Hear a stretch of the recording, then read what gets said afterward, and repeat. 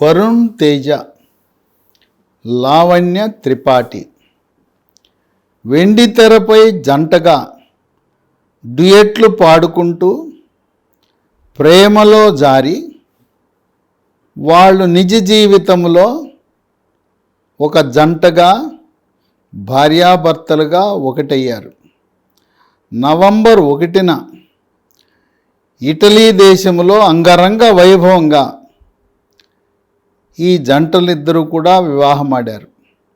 వాళ్ళు ఆదివారం 5 నవంబర్ రాత్రి ఈ వరుణ్ లావణ్య దంపతుల యొక్క వివాహ విందు చూపరులను ఆకట్టుకునే విధంగా ఉంది. సినీ, క్రీడా, రాజకీయ, వ్యాపార రంగ ప్రముఖులు పలువురు వీరిద్దరిని కూడా దీవించడం జరిగింది. వీరిలో megastar Chiranjeevi, power star Pawan Kalyan, Sai Teja, Niharika, Nagababu, Padmaja, Vaishnav Teja, Allu Arvind, ప్రముఖ నిర్మాత అశ్విని దత్, ప్రముఖ నటుడు మాజీ ఎంపీ మురళీమోహన్, నిర్మాత దిల్ రాజ్, ప్రముఖ నటుడు రాజేంద్ర ప్రసాద్, దర్శకేంద్రులు దర్శకత్వంలో మాకు మేమే సాటనే విధంగా ఉన్న జాతీయ అంతర్జాతీయ గుర్తింపు పొందిన సుకుమార్, బోయపాటి శ్రీను మరెంతమందో వచ్చి ఈ దంపతులిద్దరూ కూడా తోడు నీడగా కలకాలం వీళ్ళు ఆయురారోగ్య ఐశ్వర్యాలతో తొలతూగాలని దీవించారు. దాదాపు వారం రోజులు పవర్ స్టార్ పవన్ కళ్యాణ్ ఇటలీకి వెళ్ళటం వల్ల ఇక్కడ తెలంగాణ రాష్ట్రంలో బీజేపీ జనసేన పొత్తు వ్యవహారం కొంచెం వెనకబడింది. ఆయన లేని కారణం వల్ల నాదెళ్ల మనోహర్ కొంతవరకు నిర్ణయాలు తీసుకుని ఫోన్లో సంప్రదిస్తున్నా జనసేన ఏ నియోజకవర్గాల్లో పోటీ చేయాలి, అభ్యర్థుల ఎంపిక విషయంలో కొంత వెనుకంజలో ఉన్నారు.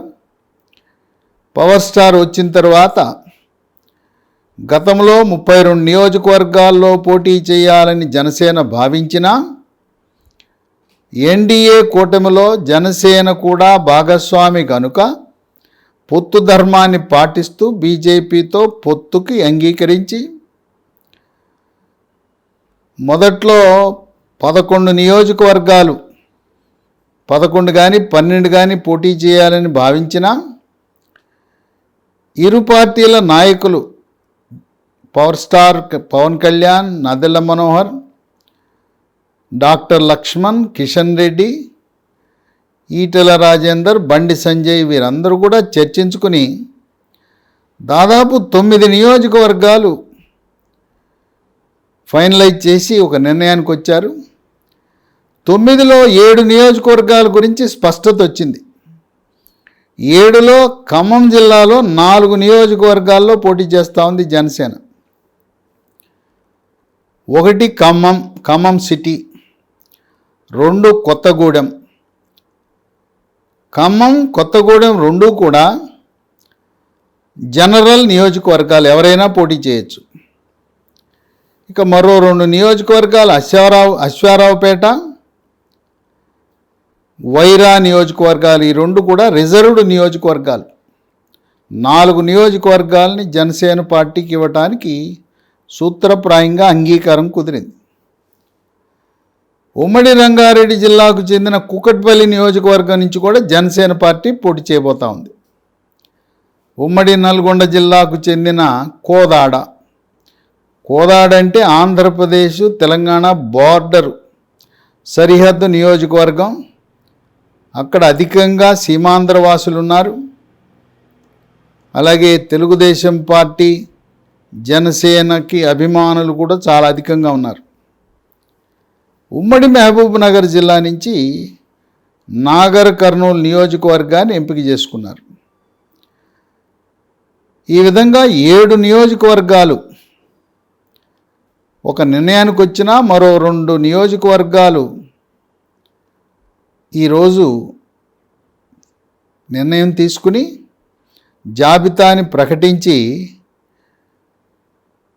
9 నియోజకవర్గాలకి జనసేన పార్టీ అంగీకరించినట్టుగా సమాచారం వెలువడుతూ ఉంది. ప్రధానమంత్రి మోదీ 7 నవంబర్ హైదరాబాదులోని ఎల్బీ స్టేడియంలో బీసీ గర్జన అనే ఒక మహాసభ నిర్వహించబోతా ఉన్నారు.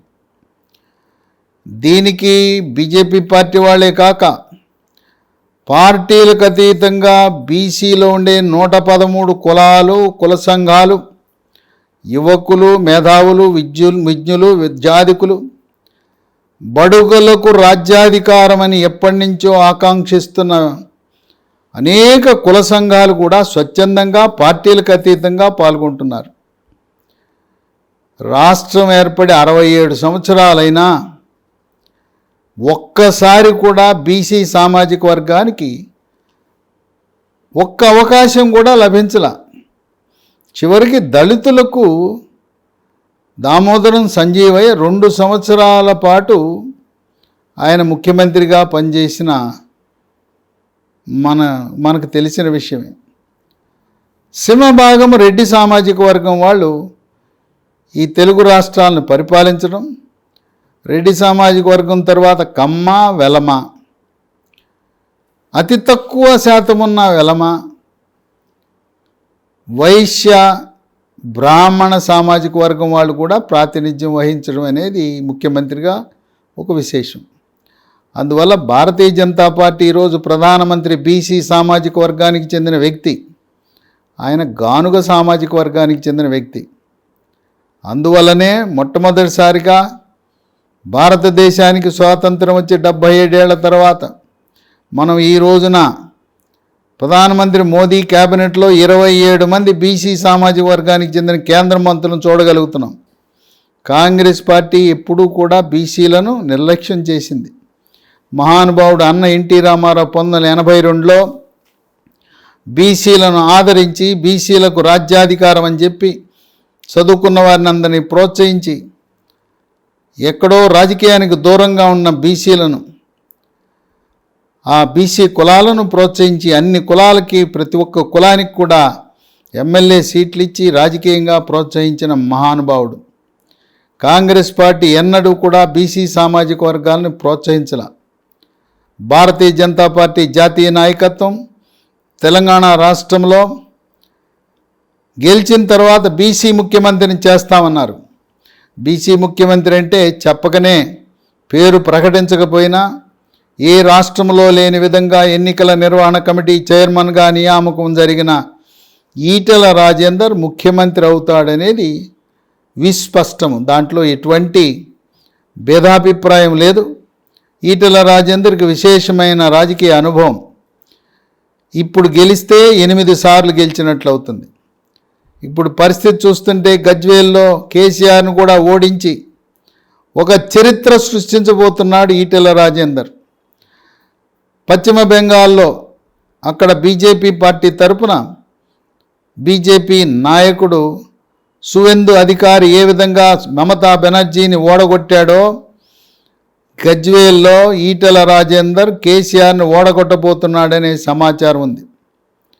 ఈటెల రాజేందర్ 24 సంవత్సరాల రాజకీయ అనుభవం, టీఆర్ఎస్ బీఆర్ఎస్ పార్టీలో నంబర్ 2, 2014లో ప్రభుత్వం ఏర్పడిన తర్వాత ప్రభుత్వంలో నంబర్ 2గా ఉంటూ ఆర్థిక శాఖ మంత్రిగా, వైద్య ఆరోగ్య శాఖ మంత్రిగా సేవలను అందించి రాజకీయ పరంగా, పరిపాలనా పరంగా, సభా నిర్వహణలో ఎత్తులకు పై ఎత్తులు, వ్యూహాలకు ప్రతి వ్యూహాలు, ప్రతిపక్షాలను మట్టి కరిపించే విధంగా శాసనసభలో ఆయన వ్యవహరించే తీరు, వీటన్నిటినీ గమనించిన బీజేపీ జాతీయ నాయకత్వం ఈటెల రాజేందర్ని పేరు ప్రకటించకపోయినా ఆయనే అయ్యేది ముఖ్యమంత్రి అనేది అందరికీ తెలిసిన విషయమే. ఈ 7 నవంబరున ఎల్బీ స్టేడియం, లాల్ బహదూర్ స్టేడియంలో జరిగే సభకు పవర్ స్టార్ పవన్ కళ్యాణ్ కూడా ఆహ్వానించారు. ప్రధానమంత్రి మోదీ ప్రసంగించడానికి ముందుగా పవర్ స్టార్కు కూడా అవకాశం ఇస్తారు. తదుపరి నవంబర్ 11న మాదిగలు పెద్ద ఎత్తున మహాసభ నిర్వహిస్తున్నారు. మందకృష్ణ మాదిగ ఆయన ఆధ్వర్యంలో మాదిగలకు రిజర్వేషన్ కావాలి, ఎంఆర్పిఎస్ మాదిగ రిజర్వేషన్ పోరాట సమితి ఆధ్వర్యంలో ప్రధానమంత్రిని ఆహ్వానించి మాదిగలకు అన్యాయం జరుగుతూ ఉంది, ఆనాడు తెలుగుదేశం ప్రభుత్వంలో ఏ విధంగా ఎస్సీ వర్గీకరణ చేసి బీసీ వర్గీకరణ జరిగిన విధంగా ఎస్సీ వర్గీకరణ జరిగి సామాజిక న్యాయం కోసం వెనుకబాటుతనంలో ఉన్న, ఆర్థికంగా సామాజికంగా విద్యాపరంగా ఉద్యోగపరంగా వెనుకంజలో ఉన్న మాదిగలకు న్యాయం జరగటానికి ప్రధానమంత్రి నోటి నుంచి మాదిగలకు రిజర్వేషను లేదా ఎస్సీ వర్గీకరణ అనేది ప్రకటింపజేయాలనే సంకల్పంతో తెలంగాణ రాష్ట్ర బీజేపీ అడుగులు వేస్తూ ఉంది. ఇప్పటికే బీసీ ముఖ్యమంత్రిని ప్రకటించడం ద్వారా 35 మందికి బీజేపీ ఎమ్మెల్యే టికెట్లు ఇవ్వబోతూ ఉంది. కేవలం 23కే పరిమితమైంది బీఆర్ఎస్ కాంగ్రెస్. ఆ విధంగా కూడా బీసీలకు అత్యధికంగా సీట్లు కేటాయించడం, 13 మహిళలకు ఇప్పటికే కేటాయించారు, మహిళలకు పెద్దపీట వేశారు. బీఆర్ఎస్ కాంగ్రెస్ కేవలం 7 మందికే సీట్లు ఇచ్చి ఆ విధంగా ఓటర్లలో సగభాగం ఉన్న మహిళలకు కూడా అన్యాయం చేశారని మహిళలు వాపోతున్నారు. ఈ బీసీ గర్జన ద్వారా, అలాగే మాదిగ మహాసభ ద్వారా దళితుల్లో 60%, తెలంగాణలో 60% మాదిగలు ఉన్నారు. మాదిగలు బీసీలందరూ పార్టీలకు అతీతంగా భారతీయ జనతా పార్టీని ఆదరించి డబుల్ ఇంజిన్ సర్కార్ ఒక్క ఛాన్స్ ఇచ్చి చూద్దామనే ఆలోచనలో ఉన్నారు. ఎప్పుడైతే కాళేశ్వరం ప్రాజెక్టు మేడిగడ్డ ప్రాజెక్టు కుంగిపోయిందో, జాతీయ ఆనకట్ల భద్రతా సంస్థ ఇచ్చిన నివేదిక ప్లానింగు, డిజైనింగు, నిర్మాణము, నిర్వహణము అన్నీ లోపభూయిష్టమే, మెటీరియల్ కూడా లోపభూయిష్టమైన నాణ్యత లేని మెటీరియల్ వాడారని, కంకర కొట్టుకుపోయి కంకర కింద ఉండే ఇసుక కూడా కొట్టుకుపోయిందని, 7వ బ్లాకును పూర్తిగా కూలగొట్టి మళ్ళీ పునర్నిర్మాణం చెయ్యాలి, 7వ బ్లాకే కాదు అసలు మొత్తం ప్రాజెక్టు కూడా తొలగించి మళ్ళీ పునర్నిర్మాణం చేయవలసి వస్తుందనే అనుమానాలను జాతీయ ఆనకట్టల భద్రతా కమిటీ వారు వ్యక్తపరిచారు. ఇదిలా ఉంటే లక్ష్మీ బ్యారేజ్ పరిస్థితి ఎలా ఉంటే, సరస్వతి అన్నారం బ్యారేజ్లో కూడా అక్కడ కూడా నీటి బుడగలు, అక్కడ కూడా లీకేజీ ప్రారంభమైంది. రకరకాల ప్రయత్నాలు ఇంజనీర్లు చేస్తున్నారు. ఇప్పటికే జాతీయ ఆనకట్టల భద్రతా సంస్థ సందర్శించింది. అన్నారము సరస్వతి బ్యారేజ్ కూడా మేడిగడ్డకి ఏం జరిగిందో అదే జరగబోతుందని నిపుణులు భావిస్తున్నారు. ఈ కాళేశ్వరం అవినీతి ఒక్కసారిగా బయటికి రావటం వల్ల బీఆర్ఎస్ పార్టీ గ్రాఫ్ కుంగిపోయింది. ప్రాజెక్టు కుంగింది, పార్టీ కూడా కుంగిపోయింది. ప్రాజెక్టుతో పాటు పార్టీ ప్రతిష్ట కూడా కుంగిపోయింది. 30,000 కోట్ల అంచనాతో ప్రారంభమైన కాళేశ్వరం ప్రాజెక్టు దాని అంచనాలను 1,30,000 కోట్లకు పెంచి నేటి వరకు 95,000 కోట్లు ఖర్చు పెట్టారు. అసలు ఈ ప్రాజెక్టు ప్రాణహిత చేవెళ్ల ప్రాజెక్టు. కేసీఆర్ వచ్చి నేనేదో ఇంజనీర్ని, ఆనాడు నిన్న మొన్నటి దాకా ఈ కాళేశ్వరం మేడిగడ్డ ప్రాజెక్టు కుంగక ముందు అంతా నేనే, కర్త కర్మ క్రియ నేనే ఇంజనీర్ని, నేనే ఆర్కిటెక్ట్ని, నేనే స్ట్రక్చరల్ ఇంజనీర్ని, నేనే జలవనరుల నిపుణుణ్ణి. ఆయన విద్యాసాగర్ మరణించిన కేంద్ర జలవనరుల శాఖలో పనిచేసిన విద్యాసాగర్ దగ్గర నేను నేర్చుకున్నాను అని చెప్పి గొప్పలు చెప్పుకున్న కేసీఆర్ ఇప్పుడు ఇది కూలిపోయి కుంగిపోయేసరికి నాకు సంబంధం లేదు, అది ఇంజనీర్లు ఉండారు, నాకేం సంబంధం, ఇంజనీర్లు చెప్పాలి కదా అని ఆ నెపమంతా కూడా వాళ్ళ మీద నెట్టడానికి ప్రయత్నిస్తున్నాడు. ఈ కాళేశ్వరంలో ప్రాజెక్టులో జరిగిన అవినీతి ఇప్పుడు గందరగోళం ఏంటంటే, మేడిగడ్డ బ్యారేజ్ దగ్గర నీటిని నిలవ పెట్టకూడదు, నీటిని నిలబెట్టడానికి ప్రయత్నం చేస్తే బ్యారేజ్ మొత్తం కొట్టుకుపోద్ది అంటున్నారు. ఇక రైతుల వెత్తలు చెప్పనలవి కాదు. ఆ బ్యారేజీ కింద ఉన్న గ్రామాల్లో తాగునీరు, సాగునీరు మరో 1.5 సంవత్సరాల పాటు 2 సంవత్సరాల పాటు అంతే సంగతులు. ఇదిలా ఉందంటే అన్నారం ప్రాజెక్టు కూడా అది ఎక్కడ కొట్టుకుపోతుందో కుంగిపోద్దనే భయంతో అన్ని గేట్లు ఎత్తేశారు. అంటే మేడిగడ్డ బ్యారేజ్ దగ్గర చుక్కనీరు లేదు, అన్నారం బ్యారేజ్ దగ్గర చుక్కనీరు లేదు. రాబోయే వేసవికాలం నాడు ఇక 2 బ్యారేజీల కింద ఉండే గ్రామాల పరిస్థితి చెప్పనలవి కాదు. సాగునీరు లేకపోతే పర్వాలేదు, తాగటానికి నీరు ఉండదు, స్నానం చేయడానికి కూడా నీళ్లు లేని పరిస్థితి ఉత్పన్నమవుతుందని విజ్ఞులు, మేధావులు, విశ్లేషకులు భావిస్తున్నారు. అందువల్ల ఎప్పుడైతే కాళేశ్వరం మేడిగడ్డ ప్రాజెక్టు కుంగిందో ప్రజల్లో విశ్వాసం కోల్పోయింది. సొంత పార్టీకి చెందిన బీఆర్ఎస్ వాళ్ళు అమ్మో ఎంత అవినీతి అని చెప్పి గుండెలు బాదుకుంటున్నారు. ప్రపంచవ్యాప్తంగా ప్రాజెక్టు కట్టిన 3 ఏళ్లలో ఇలా కుంగిపోవడం అనేది ఇంతవరకు ఎన్నడూ జరగల. తెలంగాణలో నాగార్జున సాగర్ ప్రాజెక్టు ఉంది, శ్రీశైలం ప్రాజెక్టు ఉంది, శ్రీరామ్ సాగర్ ప్రాజెక్టు ఉంది. ఇన్ని ప్రాజెక్టులున్నా చెక్కు చెదరకుండా అవి రాష్ట్ర ప్రజలకు సేవలు అందిస్తుంటే 3 ఏళ్ళు కూడా కాకముందు, అంటే సిమెంటు, కంకర, ఇసుక కలిపే ప్రమాణాలు కూడా, అంటే నిర్మాణ సామగ్రిలో ప్రమాణాలు లేని కారణం వల్ల కొట్టుకుపోయిందంటే ప్రజలు నిశ్చేష్టులవుతున్నారు. ఇది అవినీతి పతాక స్థాయి అంటున్నారు. వివిధ రాజకీయ పార్టీలు కాళేశ్వరం ప్రాజెక్టుని ఏటీఎంగా చేసుకుని దీనికి అవినీతికి ఆలవాలమైందన్నారు కాళేశ్వరం ప్రాజెక్టు. అయితే చాలామంది ప్రజలకి మరి మేడిగడ్డ ప్రాజెక్టు కాళేశ్వరం అవినీతిపై కేంద్ర ప్రభుత్వము సిబిఐని ఎందుకు నియమించట్లేదు, సిబిఐ విచారణకు ఆదేశించవచ్చు కదా అని చాలామంది ప్రజలు భావిస్తున్నారు. అయితే కేసీఆర్ తెలివిగా ఒక పని చేశాడు.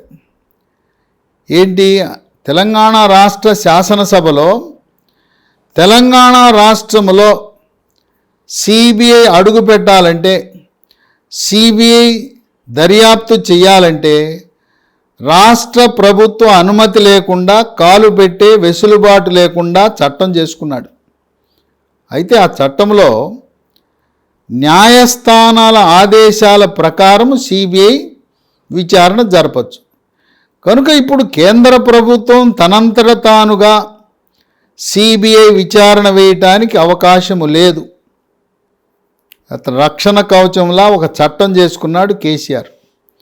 అయితే పౌరులు ఎవరైనా, ఇంజనీర్లు కానీ, విద్యార్థికులు కానీ, రాజకీయ పార్టీల వారు కానీ తెలంగాణ రాష్ట్ర హైకోర్టుని ఆశించి ప్రజా ప్రయోజనాల దృష్ట్యా సిబిఐ విచారణకు ఆదేశించండి అంటే హైకోర్టు ఆదేశాల మేరకు కేసీఆర్ రక్షణ కవచంలా తను ఏర్పాటు చేసుకున్న శాసనసభలో చేసిన చట్టము చెల్లదు. అందువల్ల త్వరలో కడుపు మండిన ఎవరో ఒకరు రైతు నాయకులో, ప్రజా సంఘాలో, లేదు రాజకీయ పార్టీల వారో, మేధావులు, విజ్ఞులు, విద్యార్థికులు, విద్యార్థి సంఘాలు ఎవరో ఒకరు తెలంగాణ రాష్ట్ర హైకోర్టుని అక్కడ పిటిషన్ వేసి సిబిఐ విచారణకు ఆదేశించమని చెబితే నిజాలు నిగ్గు తేల్చడానికి అవకాశం ఉంటుందని న్యాయ కోవిదులు భావిస్తున్నారు. ఏది ఏమైనా ఇక్కడ తెలంగాణ రాష్ట్రంలో జనసేన, బీజేపీ కూటమి ఆ కూటమిని గెలుపు దిశగా నడిపిస్తున్నాయి. ఎందువలనంటే ఆంధ్రప్రదేశ్ రాష్ట్రంలో జనసేన, తెలుగుదేశం పార్టీ పొత్తు పెట్టుకున్నాయి.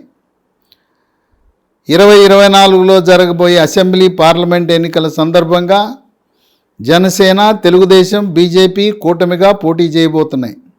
150 సీట్లు పైగా గెలిచి ప్రభుత్వాన్ని ఏర్పాటు చేయబోతుంది. జనసేన, తెలుగుదేశం పార్టీ ఆంధ్రప్రదేశ్లో పొత్తు ఉన్న కారణం వల్ల తెలంగాణలో తెలుగుదేశం పార్టీ పోటీ చేయటం లేదు. తెలుగుదేశం పార్టీ శ్రేణులు, కార్యకర్తలు, ఎన్టీఆర్ అభిమానులు, సాఫ్ట్వేర్ రంగ నిపుణులు, చంద్రబాబు నాయుడు అభిమానులు అందరూ కూడా, వీళ్ళతో పాటు మెగాస్టార్ అభిమానులు, చెర్రీ, బన్నీ, పవర్ స్టార్ పవన్ కళ్యాణ్ అభిమానులు, జనసేన నాయకులు, వీర మహిళలు, కాపు, బలిజ, తెలగ, ఒంటరి, తూర్పు కాపు, మున్నూరు కాపు సామాజిక వర్గం వాళ్ళందరూ మూకుమ్మడిగా తెలంగాణలో 35 నియోజకవర్గాల్లో సీమాంధ్ర నుంచి వచ్చి స్థిరపడిన వారే 35 నియోజకవర్గాల గెలుపు ఓటములని ప్రభావితం చేస్తారు, శాసిస్తారు. అందువల్ల జనసేన, బీజేపీ కలిసికట్టుగా ప్రచారము కూడా చేస్తారు.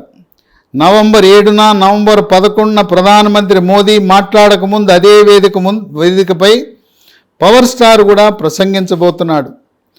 ఆ విధంగా తెలంగాణ రాష్ట్రంలో స్థిరపడిన సీమాంధ్ర వాసులు 2014 వరకు తెలుగుదేశం పార్టీకి మద్దతు ఇచ్చారు. 2018 ఎన్నికల్లో బీఆర్ఎస్, టీఆర్ఎస్ పార్టీకి మద్దతు ఇచ్చారు. 23 నవంబర్ 30న జరుగుతున్న ఎన్నికలలో తెలంగాణ రాష్ట్రంలో స్థిరపడిన సీమాంధ్ర వాసులు, జనసేన పార్టీ, మెగాస్టార్ అభిమానులు, కమ్మ సామాజిక వర్గం వారు వీళ్ళందరూ కూడా మూకుమ్మడిగా ఒకే మాట, ఒకే బాట, ఒకే నినాదం కింద భారతీయ జనతా పార్టీ, జనసేన కూటమిని మద్దతు ఇవ్వటం వల్ల భారతీయ జనతా పార్టీ అధికార దిశగా అడుగులు వేస్తూ ఉంది. బీజేపీ గెలిస్తే బీసీ ముఖ్యమంత్రి ఈటెల రాజేందర్, కాంగ్రెస్ పార్టీ గెలిస్తే రెడ్డి సామాజిక వర్గం వాళ్ళు ముఖ్యమంత్రి. ఇప్పుడే పోటీ పడుతున్నారు. అక్కడ జానారెడ్డి, ఉత్తమ్ కుమార్ రెడ్డి, రేవంత్ రెడ్డి, కోమటిరెడ్డి వెంకటరెడ్డి, జగ్గారెడ్డి, మేమంటే మేము ముఖ్యమంత్రి అభ్యర్థులను ప్రకటించుకుంటూ ఉన్నారు.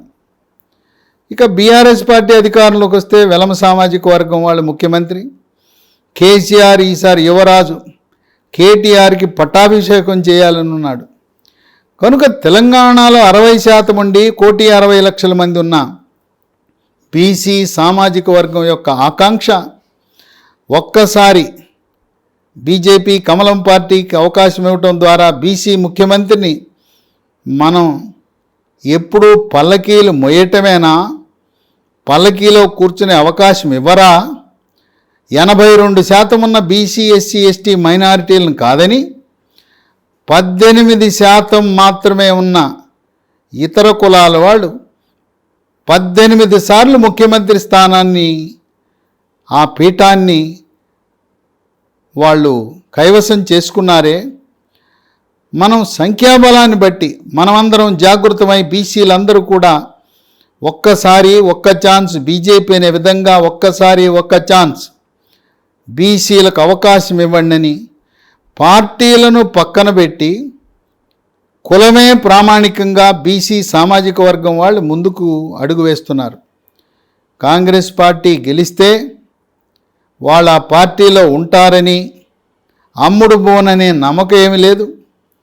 కేసీఆర్కి అమ్ముడు పోతారు. ఏ కేసీఆర్ని అయితే గద్దెను దింపాలనుకుంటున్నామో అటువంటి కేసీఆర్కి అమ్ముడు పోతారు. కనుక కాంగ్రెస్ పార్టీ వాళ్ళంటే అమ్ముడు పోయే పార్టీ. 2018లో 19 మంది గెలిస్తే 12 మంది కాంగ్రెస్ ఎమ్మెల్యేలు సంతలో పశువుల్లో అమ్ముడుపోయారు. ఇప్పుడు కూడా మళ్ళీ 23లో అదే బాటలో అమ్ముడుపోతారనే భయం, ఆందోళన తెలంగాణ ఓటర్లను వేధిస్తోంది. 2014లో మేమే తెలంగాణ ఛాంపియన్లము, తెలంగాణ రాష్ట్రాన్ని ఇచ్చింది మేమంటే తెలంగాణ ప్రజలు కాంగ్రెస్ పార్టీకి ఇచ్చిన సీట్లు ఏంటంటే 21. 2018లో ప్రభుత్వ వ్యతిరేక ఓటు చీలకూడదని అన్ని పార్టీలు కలిసి పోటీ చేసినాయి. CPI, CPM, TJS, Telugu Desam, Congress అన్నీ కలిసి పోటీ చేసినా 2014లో టీఆర్ఎస్కి 63 వస్తే 2018లో 88 సీట్లు వచ్చినాయి. ఇక ఇప్పుడు సిపిఎం పార్టీ వేరు కుంపడి పెట్టుకుంది. సిపిఎం పార్టీ నల్గొండ, ఖమ్మం జిల్లాలో కాంగ్రెస్ పార్టీ ఓటు బ్యాంకును దెబ్బతీయబోతా ఉంది. అట్లాగే ఖమ్మం జిల్లాలో 4 సీట్లలో పోటీ చేస్తున్న జనసేన ప్రభావం వల్ల కాంగ్రెస్ పార్టీ ఓటు బ్యాంకు గల్లంతయ్యే అవకాశం ఉంది. అందువల్ల రాష్ట్ర వ్యాప్తంగా ఎక్కడ చూసినా నిశ్శబ్ద తరంగం సైలెంట్ వేవ్, బీసీ వేవ్. ఒక్కసారి ఒక్క ఛాన్స్ అంటున్న బీజేపీ, ఒక్కసారి బీసీ ముఖ్యమంత్రి ఈటెల రాజేందర్ ముఖ్యమంత్రిని బీసీలందరూ సంఘటితంగా చాప కింద నీరులా వాళ్ళు చేస్తున్న ప్రయత్నాలు ఫలించి Bharatiya Janata party సంకల్పమైన double engine సర్కార్, కేంద్రంలో 3వసారి ప్రధానమంత్రిగా మోదీ, తెలంగాణ రాష్ట్రంలో కమలం పార్టీ ఈటెల రాజేందర్ ముఖ్యమంత్రిగా అభివృద్ధి బాటలో పయనించే విధంగా, ఓటర్లను ఆకర్షించే విధంగా భారతీయ జనతా పార్టీ ప్రణాళిక రచించుకుని ముందుకు సాగుతుందని విశ్లేషకులు భావిస్తున్నారు.